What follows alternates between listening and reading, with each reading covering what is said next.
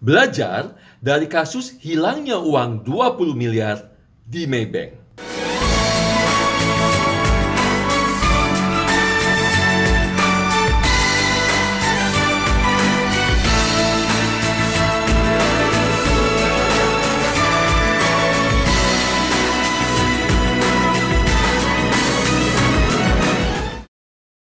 Saya, Aidil Akbar Majid, seorang perencana keuangan yang pernah bekerja di bank, perusahaan asuransi, dan perusahaan investasi.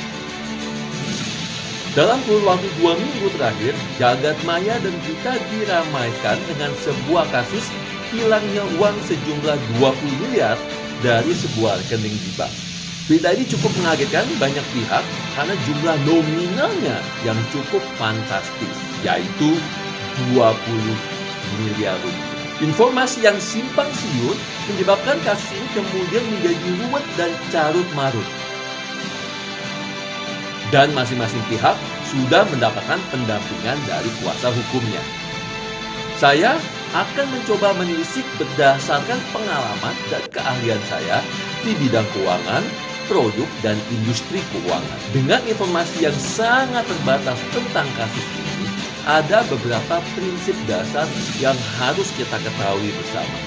Bahwa yang namanya industri keuangan dan jasa keuangan adalah industri yang mengutamakan kepercayaan masyarakat dan nasabah. Oleh sebab itu, saya yakin tidak ada satupun perusahaan keuangan yang ingin merugikan nasabahnya.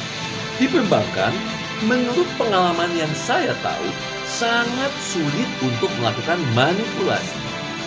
Mengapa? Karena pada setiap transaksi keuangan nasabah di bank harus melalui proses yang berjenjang. Ada orang yang bertindak sebagai maker, si pembuat transaksi berdasarkan perintah dari nasabah. Ada orang yang bertindak sebagai checker yang melakukan pengecekan apakah transaksi tersebut benar dan sesuai.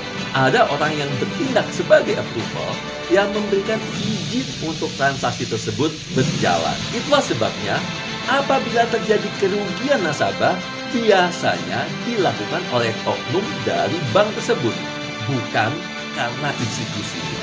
Kejadian yang mirip pernah terjadi dalam kasus Melinda di hampir 10 tahun yang lalu. Nah, sebagai nasabah, apa yang harus kita lakukan untuk melindungi uang kita? Pertama, jangan pernah percaya sepenuhnya kepada siapapun, termasuk bankers Anda. Mengapa? Karena mereka juga manusia biasa yang bisa hilaf dan salah. Kedua, jangan menempatkan seluruh uang Anda pada satu institusi keuangan saja. Hal ini dilakukan untuk menghindari bila terjadi kerugian di salah satu tempat. Teori ini kemudian dikenal dengan istilah diversifikasi. Ketiga, uang di bank hanya dipakai untuk kebutuhan bulanan dan jangka pendek saja. Selebihnya akan lebih baik bila uang Anda diinvestasikan saja. Keempat, jangan pernah memberitahukan password, PIN, ataupun OTP kita kepada siapapun.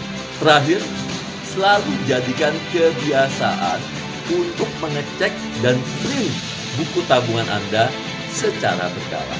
Saat ini, hampir seluruh bank punya fasilitas mengecek rekening Anda secara online dan print buku tabungan bisa Anda lakukan secara bulanan. Semoga kita semua terhindar dari kerugian dan semoga kasus ini bisa cepat selesai. Terima kasih atas perhatiannya. Kita jumpa lagi di video berikutnya.